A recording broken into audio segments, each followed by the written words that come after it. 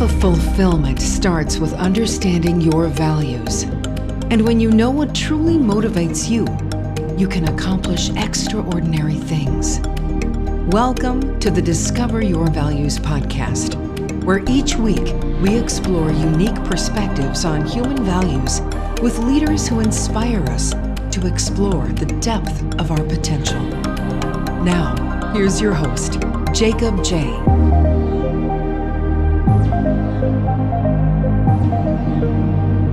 Welcome back, everybody. I'm so excited because today I have Matthew Biggins, who's joining us today on our podcast. And I want to welcome Matthew to the show. Hey, Jacob. Thank you so much for having me. I appreciate you taking the time. Yeah, it's my pleasure. I'm so excited to have you on today. And for our listeners, I want to share kind of how I stumbled upon Matthew.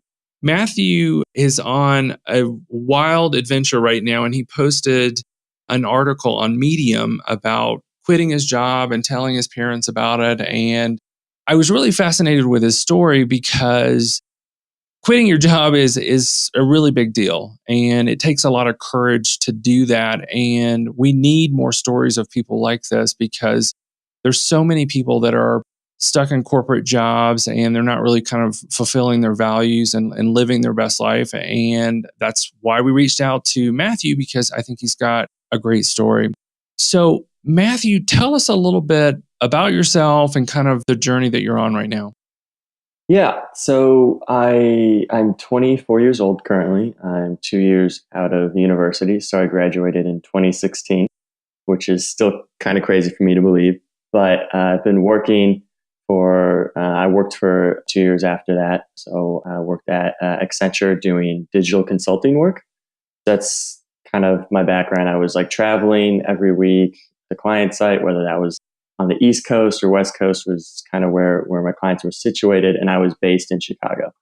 So that's a bit about the work background. And then what kind of led me through the process of doing this crazy trip, as you put it, is about like up until this job, like my life had been about like basically school. And it was like, get good grades to be able to get, into the next year of school and to be able to get into a good university.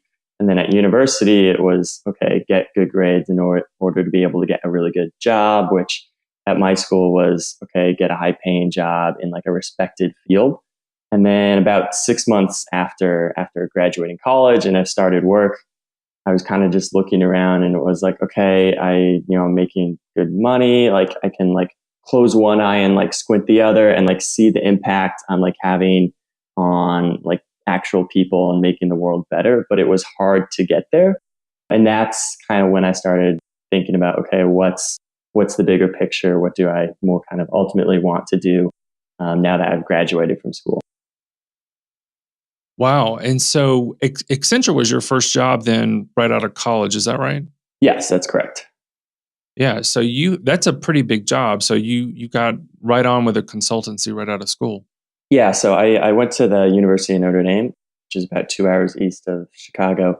And while I was there, I studied economics. And one of the big career paths that is just kind of pushed there is a lot of students go into consulting. And why that was appealing to me, and I think a lot of other students in my position, was I wasn't quite sure what I wanted to do, but I knew consulting did not close any doors. So it was like, okay, it pays well. The work is hopefully going to be interesting because I can like learn about the telecommunications industry or the tech industry or the mining industry, like really kind of whatever you want. And so you do that quickly. And then after that, you could kind of hone in on, okay, this is more what I'm interested in. Yeah, that's one of the best things I think about some of the consultancies is it's a wealth of opportunities in those organizations that allow you to kind of expand your reach into a lot of different things. Mm-hmm, absolutely. So tell me a little bit about, while you were at, this job with Accenture, what about the job in doing it kind of day in, day out, as you were just kind of getting your career started, that you started to realize it was time for a change? Kind of walk me through a little bit about kind of what was going on kind of in your mind. Yeah. So I think the main thing was for me is when I have alone time, like my mind just starts thinking, and I think that's a blessing and a curse. But with consulting with travel, so much of it is you'll have alone time at the airport or on the plane or in the hotel room, like after work. And so because of that, I was just always kind of, my mind was just always kind of like thinking. And really, I think what it came down to was there was a lot of work I enjoyed doing, and there were people I enjoyed working with. But it came down to like, I wanted to be able to see like kind of more of a direct impact my work was having. And day to day, when some of the work you're doing or that I was doing seemed like it was more just handling like the people aspect of it, like, okay, like the technical stuff wasn't difficult. It was, how do we get these two different groups of people talking to each other? And it kind of felt like, all right, I'll just send like an email and follow up on the email and like set up a meeting and get people to talk to each other, which I think there is value. But kind of doing that day in and day out for a while kind of just made me think, all right, this isn't maybe what I want to do long term. So you mentioned something here that I think is really good, and it was about seeing that your work had a direct impact. And I think this is a common theme I'm seeing among a lot of folks now. And can you tell me a little bit more about what that means for you? Yeah, absolutely. So for me, like when I'm at my happiest and most fulfilled is when I can like stand on the side and I can like see someone else being successful and like being so immensely happy that they are like achieving whatever it is that they want to achieve. And being able to know that I played some small part in that. That's like what I can enable, that is where I get the most fulfillment from. So that's where I see kind of my impact. And then, day to day in consulting, I think it's hard to see that because you're like one step more removed. So like if you work for like one of these, like a telecommunications company, you can see that, okay, what I'm doing is like potentially directly impacting consumers and whether they can buy a better phone for cheaper to be able to talk to loved ones more, right? But then like as a consultant, you're like one step removed from that. So it's like you're not helping the end consumer, you're helping the company that then will be helping the end consumer. So just having that step of a bit more removed, personally, I want to work with and be able to see impact my work is having directly on everyday people. Yeah, that's great.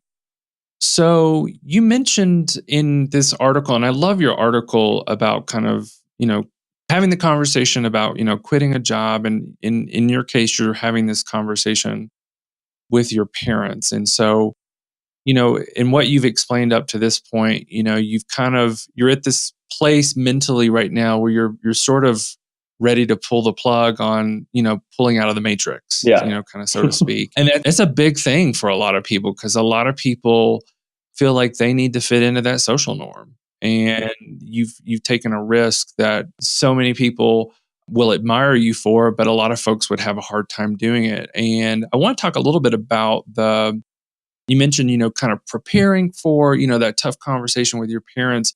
What was that like? Yeah, no. So it was definitely helpful to have, I think, resources like what you're putting together, where it got to the point where I was just watching so much YouTube or listening to podcasts or reading articles of different people that had gone through a similar process, or like, okay, you don't need to do like what society's definition of success is.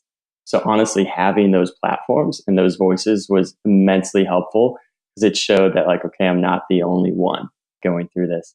So that was kind of the internal pep talk I needed, was this other content people had produced. And then, yeah, in terms of preparing for that conversation with my parents, it was important to me because I respected them so much, and coming from like upbringings that they did, like, and being able to like have a very good life and give me a very good life. I just wanted to like make sure that they knew what I was doing came from a place of respect for them and honesty to myself. It wasn't that I didn't appreciate what they'd done for me in the past. And to be clear, I wasn't like asking them for money or anything like that. I just wanted to have their blessing and not do something that would like ruin our like relationship going forward in the future. So those are the important things to me. And yeah, in terms of preparing for it, I was asking friends like, hey, I'm thinking about doing this. How would you approach speaking to your parents about it? So kind of getting those different perspectives. And then I mentioned this in the article, but frankly, just practicing what I basically took the conversation I wanted to have with my parents and sat like a friend down and was like, hey, pretend like you're a parent and this is what you're hearing. Tell me if this makes sense to you or not. And then they would just call me out for things, and that kind of trial and error helped a bit. And then the thing I did too is I got all the pieces in place on the work side before going to talk to them as well. So I knew that I had a solid plan where it was, okay, this is how this transition with leaving my job is going to work. Here's like the money aspect, like how this is going to work to like pay for this stuff and like I'll stay solvent. Here's kind of the plan of how I'll be like safe when I'm traveling and really why I want to travel. And this was just, I knew it was an introductory conversation. And like I made that very apparent over and over where I was saying that, hey, like we'll talk about this more than just this one time. I'm just going to lay it all out right now. And I did it early enough before my trip. I did it 4 months before I actually left on my trip that I told them this is what I was going to do. So that gave a lot of time to, I think, process and talk through some of their concerns. So you did it sounds like a really great job of just planning all of this in the beginning. Yeah, I would say in terms of the conversation, I think I planned a lot. In terms of the actual travel bit, which I don't know if we're going to get into, but I kind of subscribe to a school of thought that's like just in time travel or like just in time planning, I guess, for it, where it's like I'll want to have kind of the big picture structure figured out. But in terms of filling in the actual pieces, I like to keep that more spontaneous just because that's how I enjoy traveling the most. But So were you, as you were kind of planning all of this out, and I realize in your article you kind of focus around the conversation with your parents, but were you under pressure to kind of conform to social norms from other family or friends as part of this yeah, process? absolutely. I think those are more implied pressures than they are explicit. So it's not like I think a lot of people I told friends or work colleagues or other people that were still at university or had been out a bit longer were so excited. They were like, "Oh my gosh, that's an amazing trip! Like I wish I could be doing that. I'm going to be living vicariously through you." Like all that, right? Which I thought was so interesting because there was a ton of like interest that people are like, "This is great. I wish," and then whatever excuse it is why they can't do something similar. But so I think everyone like has that dream where like this is something similar that they want to do. So like that support was great, but the implied pressure for me was more everyone is people are like, okay, you're around people. If you go to school at like a top tier university, those people like try to get top tier jobs, and you're pressured by the career center to do that, and you're pressured by like if you're in the school of business, like okay, you're going to go into banking or you're going to go into consulting, and that's it.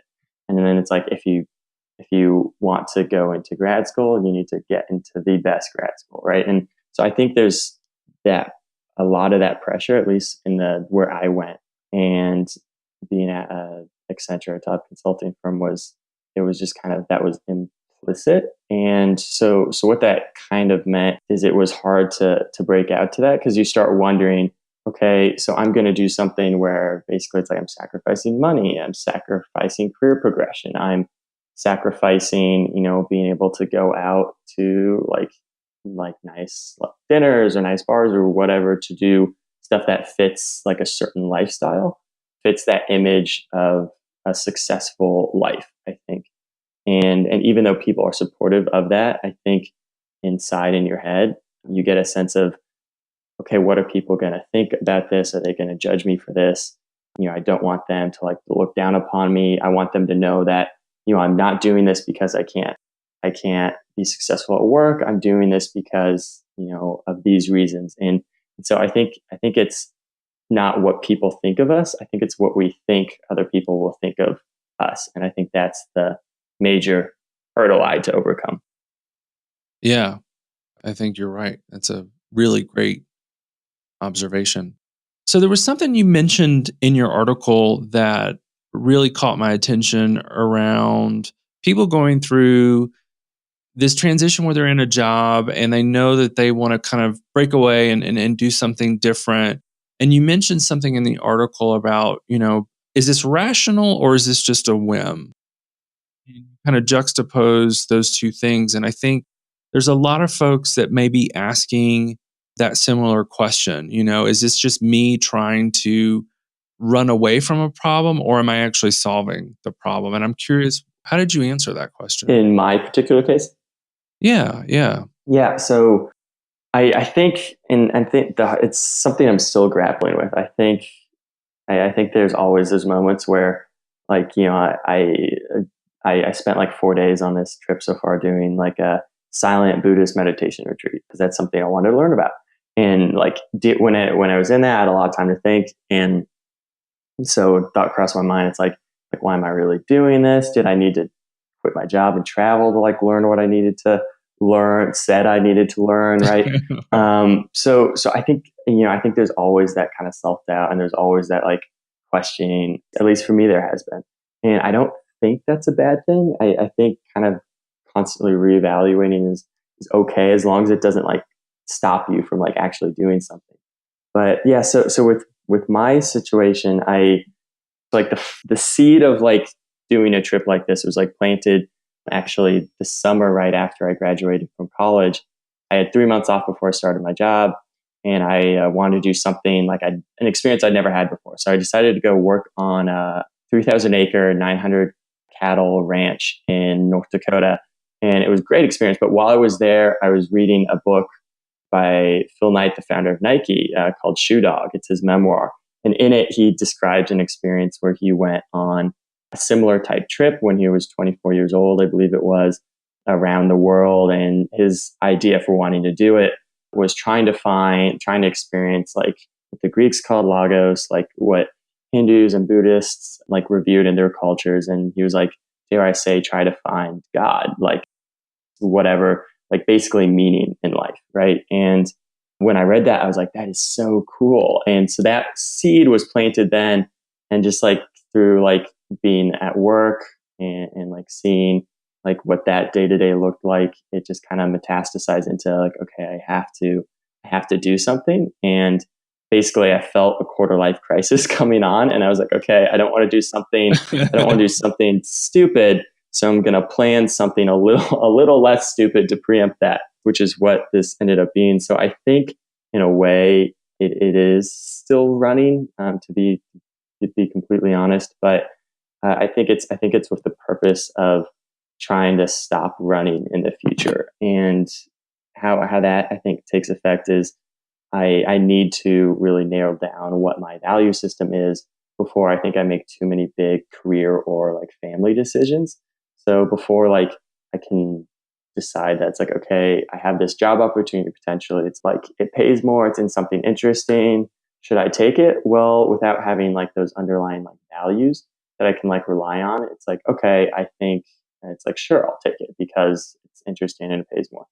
But where I'm at now, it's like I need to build that value system so I can like use that as a filter to put those decisions through, where it's like, okay, even though it's like in an interesting area and maybe it pays more, it doesn't line up with what ultimately I want to like achieve in life. So I'm going to say no to that. And being able to have that confidence is something that, I should have done at university, but I didn't.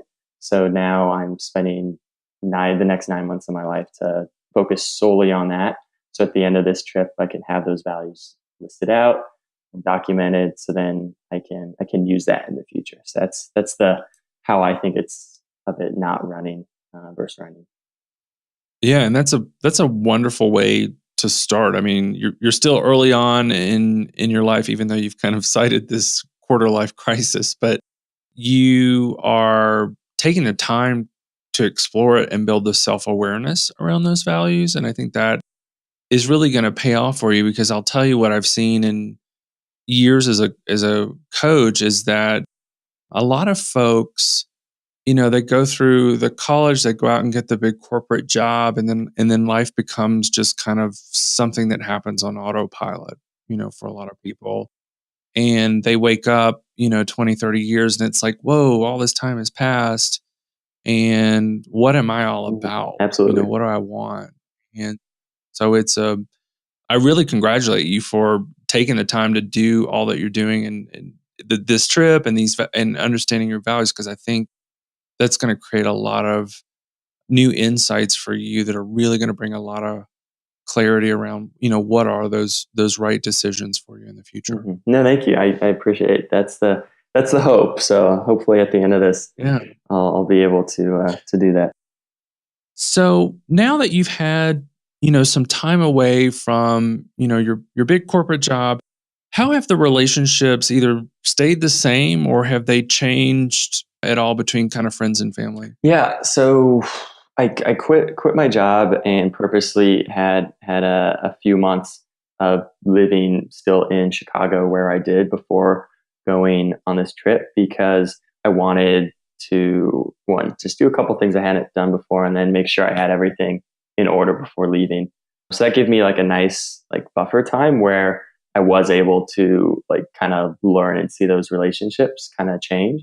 Because if I had just quit and immediately gone into this trip, I mean, being half a world away definitely changes things or would change things. So I think that buffer gave me a way to like kind of get more insight on that as opposed to like day to day, I'm just doing stuff. So I don't see it as much. But yeah, so specifically about it, I think, I think friendship wise. So I always had time to do things.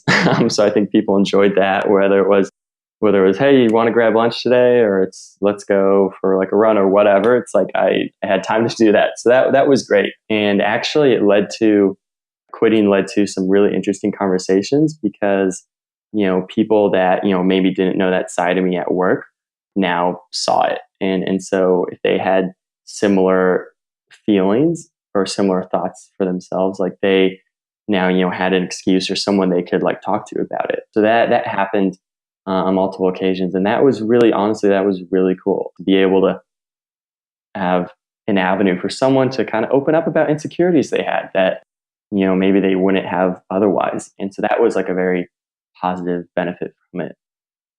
And what are you hearing from people as people kind of open up to you? Because my perception is they're coming to you because you're an outlier now. You've kind of unplugged from, the system and doing something different, at least right now, and they see you as a avenue to confide. And would you mind sharing what are some of the things you're hearing from people? Yeah, I'll try to think of a semi-specific example. Or generalizations too. Sure. Yeah. So I would say a big thing is people over index on caring about what they think success needs to be without really challenging that perception. So as an example of that, so we're trained in from an early age, if you do the traditional schooling model, that success is kind of perception. Like you get an A on a test, okay, that's what success is. Even if you forget everything you learned 2 weeks later, you got an A on that test, and that's what's important. And then you get into that good university, and then you get that piece of paper that says, I graduated from this university. So we're learned to value like perception and then credentialism more than actual impact. Because I think you can get into a good university and you're able to graduate from a university without having like a substantive like impact on the world in a sense. And granted, you're early in the process because you're 20 something years old at that point. But I think that that just kind of ingrains in us that that is what success is. And then people don't really ever question it. They're just like, okay, that's what success is. So now I want to get that good job, and then I want to make money. And then they kind of look at what other people have done and as success and be like, okay, I'm going to tailor my life to that, as opposed to slowing down and being like, okay, but what is success for me? So like me doing this, like I think what that did is that broke that ideal picture a lot of, my peers had, and where it was like, wait a minute, like that's someone who I thought was successful, and now, or yeah, maybe probably not, who knows? But like that's someone who like on the outside you could paint a picture that it looks like he's successful, and now he's actively throwing that away to pursue something else. It's like that's interesting and that's weird. So I think like what this has done for other people, if I could distill it down to something, it's being able to show to them or being able to get them to think about what success actually is and what their personal success should be. And in your travels, and as you've kind of pulled away from the corporate side, are you discovering a new tribe as part of this? Are you Yeah. finding other individuals that Yeah, are it like-minded? was kind of insane to me because I just didn't think about it, didn't cross my mind. But so I've tried to be very intentional about this trip. So there's parts where it's like I want to like do the touristy things and just meet tourists and like see that side of people. There's a part of me that's like, okay, I want to, on the other end of the spectrum, just be with locals and just do what people that actually live in these places do. And then there's the middle area where it's like I want to like I think tourist and traveler is different. I think tourist is very much like you go in, you are open to spending more money, you know only want to like speak whatever your native language is, and you really are just wanting to like get those experiences you've heard about like online. So if you're going to Thailand, you go to Phuket and just go to the beaches on the islands, and then you leave and you don't really interface with locals. You just interface with that resort area. But I think a traveler is someone who like wants to get more ingrained with that local culture, but they're staying at hostels or they're doing like volunteer trips. So like they're getting some of that local flavor, but they're also combining some like tourist tendencies too. So I've like tried to do a bit of the spectrum, but I will say when I volunteered a week at Elephant Sanctuary, and at this Elephant Sanctuary, it's very much people that like are trying to be intentional about travel with learning about the place they're at. And it's honestly so funny to me because you go from this place where, I mean, everyone's kind of been working and doing their same job for a couple of years. So like, there's not super a ton of new interesting stuff going on. So like they hear that you quit your job and you're traveling the world, and they're like, oh my gosh, this is amazing. Like that's really cool and interesting.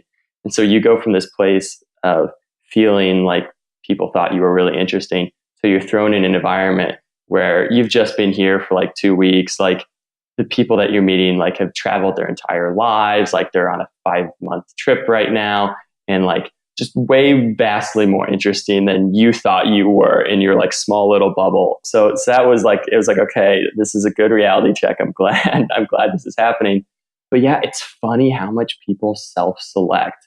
Like the people that like want the same things you want and are doing the same things you do, they tend to have a lot of the same values. And that was something like, it's like you hear me say that, it's like, well, duh, like that makes sense.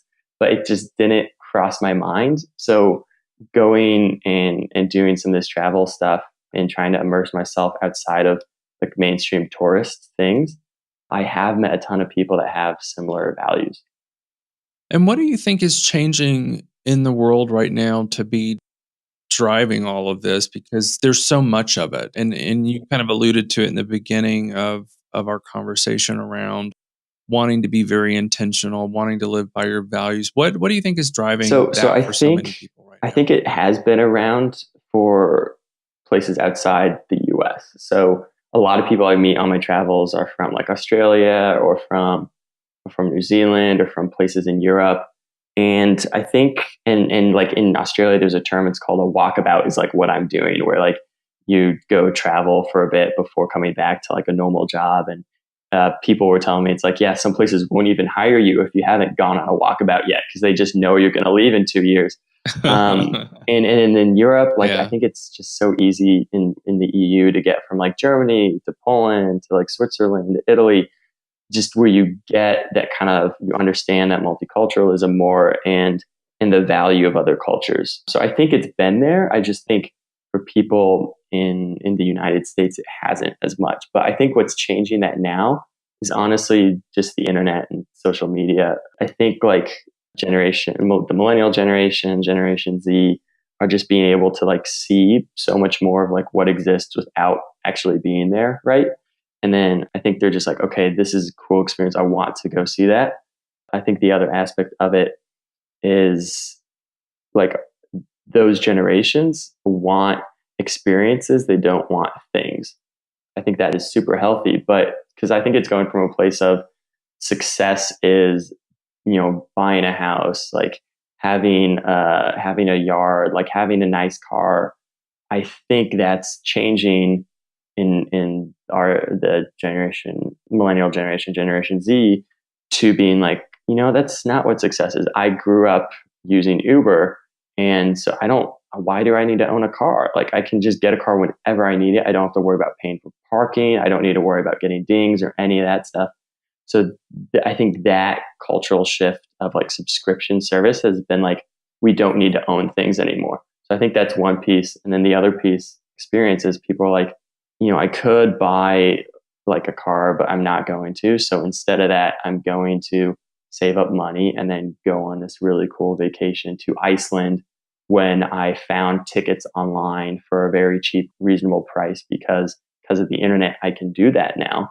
I think those are the two big things, just like the internet, social media, and then us wanting experiences.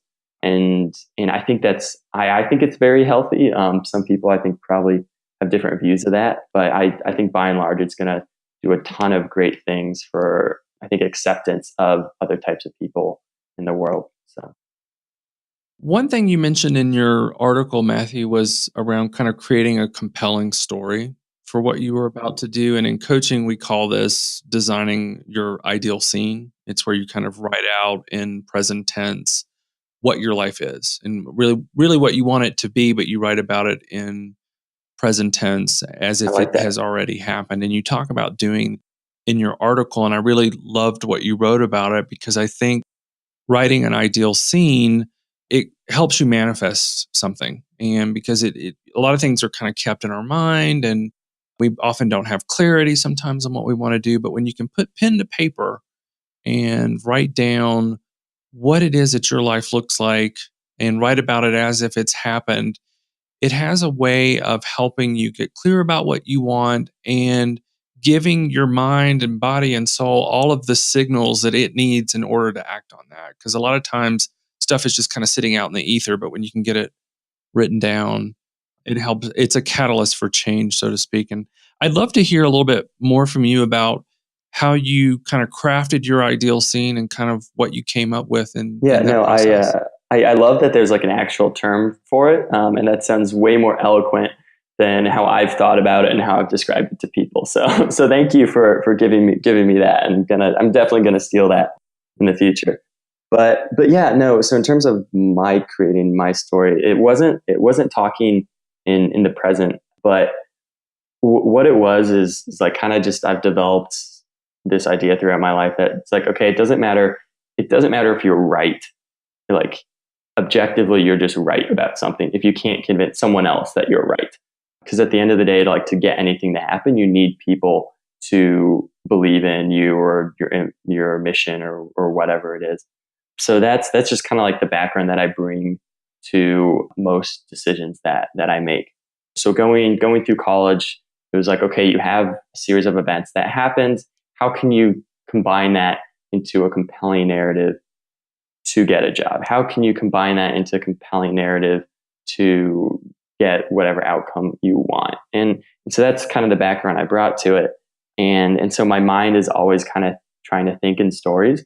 And frankly, it works out, but it might sound a bit haphazard to some people. But my mind kind of works in like your ideal scene, right? So like I'll like have a thought where it's like, oh my gosh, this would be a really cool experience.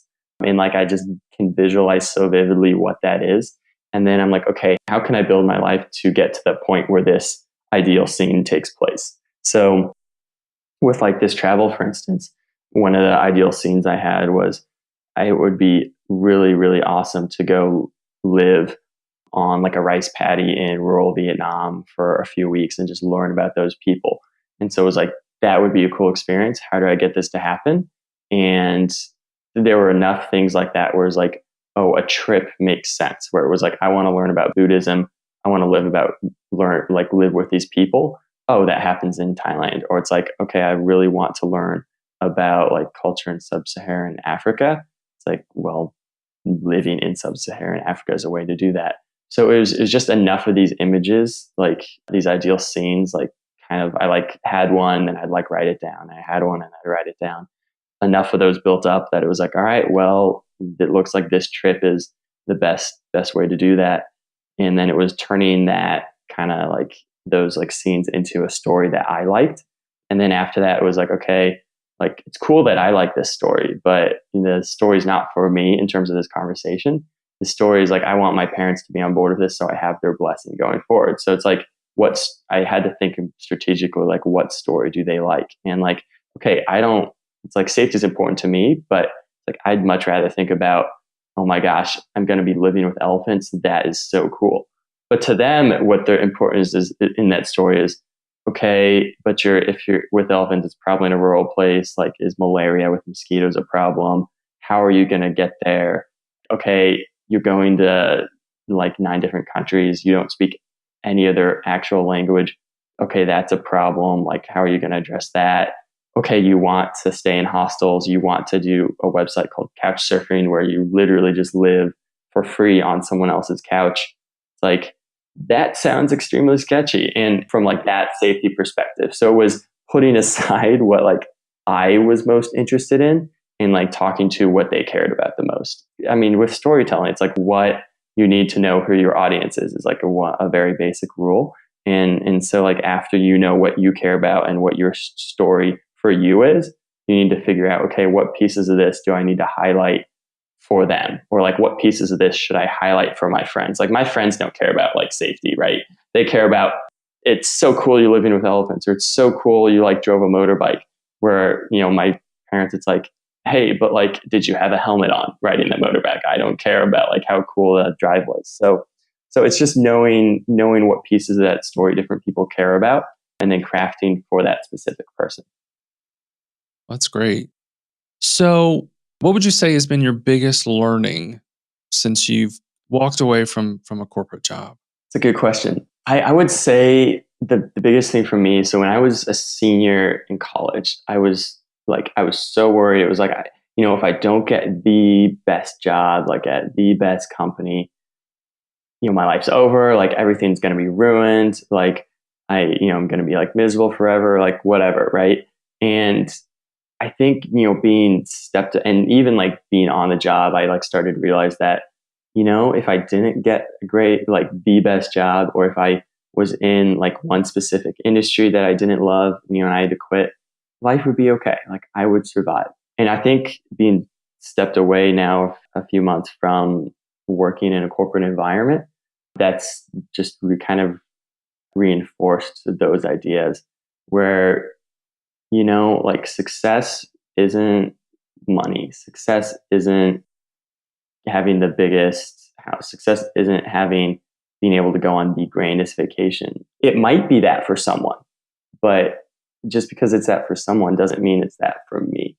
And like stepping away from that has, I think, been able to give me way more perspective, because I'm not close up to it. And so I'm now able to kind of think more about like, what is the life I want? And frankly, I think the hardest thing is being okay saying that, like, I'm okay with like being happy in my life if other people in society don't view that as a successful life, and I'm okay with that.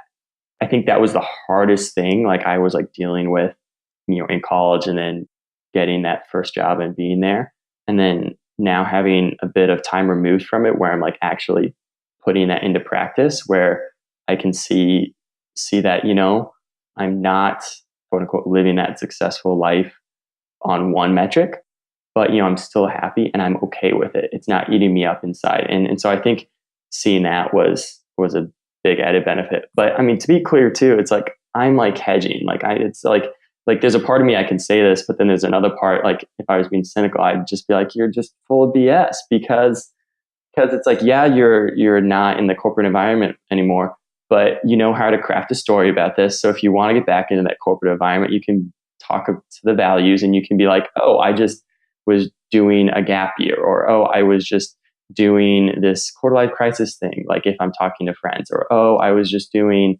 something where I really just needed to learn about other cultures. So it's I'm hedging still too, and that's something like I'm going through this process right now. So it's one of those things that it's like, yes, I've taken the leap, but I still have a parachute on, I guess, to use that metaphor, where I can still kind of backtrack if I need to.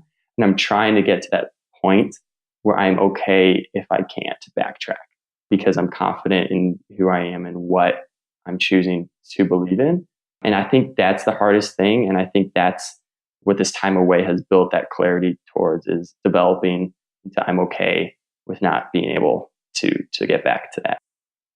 And it sounds like you've built a lot of confidence around what happiness looks like outside of what the normal, traditional, prescribed path is. And I think that's what holds a lot of people back from having the courage to do something like you've done. They don't have the confidence to do it. And there's a lot of fear around it. And it sounds like, even though you say you're hedging it a little bit, but it sounds like you're building up quite a bit of strength around all of the facets and domains of happiness, and that they're not as linear as we think that they are. Yeah, no, absolutely. I completely agree with you. And what's allowed me to do that is I've seen other people do it. People I know personally, no, but people I see online through Instagram, people I see online through YouTube, people I see online through Medium. And you can reach out to all these people. That's like the amazing thing about like the internet. It's like kind of crazy. And so just seeing those examples of other people, it's like allowed me to like have the confidence to start thinking about taking those first steps. So yeah, to anyone that would be like in a similar place, trying to figure out values, or whether trying to figure out like quitting a job, or having a difficult conversation with a parent, or like a friend, or, a significant other. It's just see what other people have done before you, and like look for it, and like just engross yourself in that. And then that'll just show you that it's normal. That'll show you that other people have done this. Like, it's okay. Like, you will survive. And that was frankly, that was like, if I didn't have that, I probably wouldn't have done this trip. So there's somebody probably listening right now who is inspired by what you've done. They're sitting in a cubicle somewhere under some very harsh fluorescent lighting, probably in a gray cube, working 80 hours a week. What do you say to this person? So myself from 7 months ago, what do I say to that person? No. What I say to them is, just take this weekend coming up, clear out your social schedule. Don't go to that brunch. Don't go to that happy hour. Sit down. Don't do anything crazy until that weekend, and sit down like with a pen and paper, and just start writing. Start writing about what you think about your job, feel about your job. Like, are you happy? Are you not happy? Why? Like, what specific things? Like, what's going well in like your personal life? Like, do you like the city you moved to? Like, do you not like the group of friends you're with? Like, what's eating at you? What do you like? And just kind of really start trying to like think like, what are these problems that why I'm not happy, or why I feel drawn to quit my job, or why I feel drawn to go travel, right? And just start trying to like put words behind what those feelings are. And and then like once you've like made that list, or written, like kind of vented, gotten those thoughts out, like leave it alone for like a week. Like, cool off. Like, don't like be like, oh, I'm gonna quit like on Monday because like I've come to this great epiphany that like this is not for me, and I'm gonna take my life back because I've listened to a podcast, or like watched an inspirational blog someone made on YouTube, and then come back to it after a week and see, was I just having a really bad week?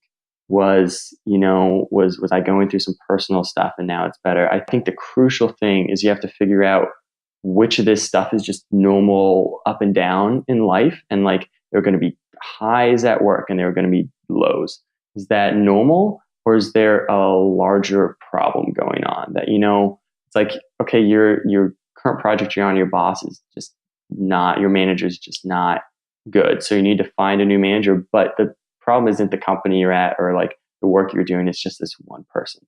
Or is it a larger issue of, I was chasing this promotion, and I got it and I'm still unfulfilled. Like I think discerning between what's the noise and then what are like larger issues is hard. So like taking a moment to like step back and think about that, I think is really important. And then like reaching out to people you trust and respect the opinions of, and having those like scary, honest, vulnerable conversations. Those would be like the two first things I would tell someone in that gray cubicle. So, Well, that's great advice. So what are you most excited about right now? I think right now it's just getting lunch. No, but the food here is amazing. No, Yeah. but yeah, what I'm most excited for like on this trip is just frankly meeting people. Like I've always found the most value in just like having conversations with people and meeting people that are different than me.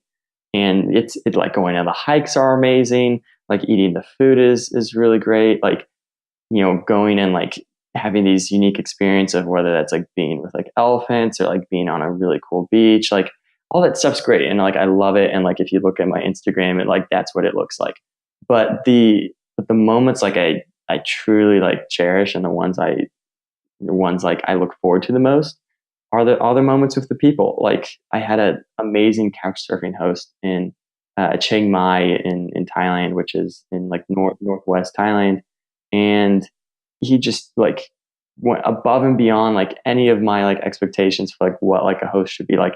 He was just taking so much time out of his day to like go around like the city with me, show me all his like local favorite food spots where like they don't speak any English and the menu is all in Thai, so it's like very legit. And just the amount of like, this guy has no idea who I am, like never met me before. Probably like I hope to meet him again if I visit Thailand again, but may never meet me again. Like just I was in his life for like a week, knows nothing about me, and is just so gracious and with his time, and just like such a fun loving guy. And like those moments are like the ones I like look forward to the most. Just the people that like give you hope in humanity, or the people that like like, oh my gosh, like this was such like a fun like 2-day excursion with this person. Like those are the moments I most look forward to. And I've already had a handful of fantastic ones, and I can't wait. And that's just been in a month, so I can't wait to see what the next 8 have in store too. That's great. Well, Matthew, you have been on an incredible journey since you've departed from your corporate job. How can our listeners continue to follow you on your journey and your next steps? Yeah, so I think the two best ways would be on Instagram, and then on my personal website, and then I have just links to everything else from there. So on the website is called biggieand.com. So it's BIGGI and.com. And then my handle on Instagram is same thing, biggie.and. And yeah, those would be the two things. And I would tell anyone, please, I mean, if anything like you resonated, reach out to me, whether that's DM on Twitter or Instagram, or sending me an email through that website. Like I would love to talk. So please be in touch if you want to chat about anything. Well, I am sure some folks will definitely reach out to you, and we'll, for the folks that are listening, include those links in the posting of this podcast, so you have that for reference. And Matthew also has a copy of the Discover Your Values workbook that we use in our program to help people kind of identify, explore, and honor their values. And Matthew, I would love to have you back on at a later date and time, because you mentioned kind of earlier in the podcast that you're still kind of going through this exploratory phase and trying to identify your values. And I think as you work through some of that material, we'd love to kind of hear from you and hear what you come up with and what's resonating with you as you start to kind of make some more discoveries around what's most valuable to you in your life right now. Absolutely, and I would love to come back on and talk about that too, as as hopefully have a better, kind of more complete picture of how things are going. So thanks for the invite. So, and putting me on the spot with it. You're welcome. We have enjoyed this conversation, Matthew, so much, and look forward to having you back at a later date and time.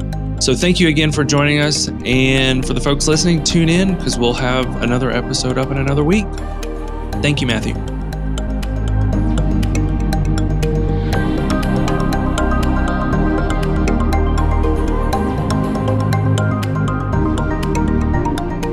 Thank you for joining us for this episode of the Discover Your Values podcast.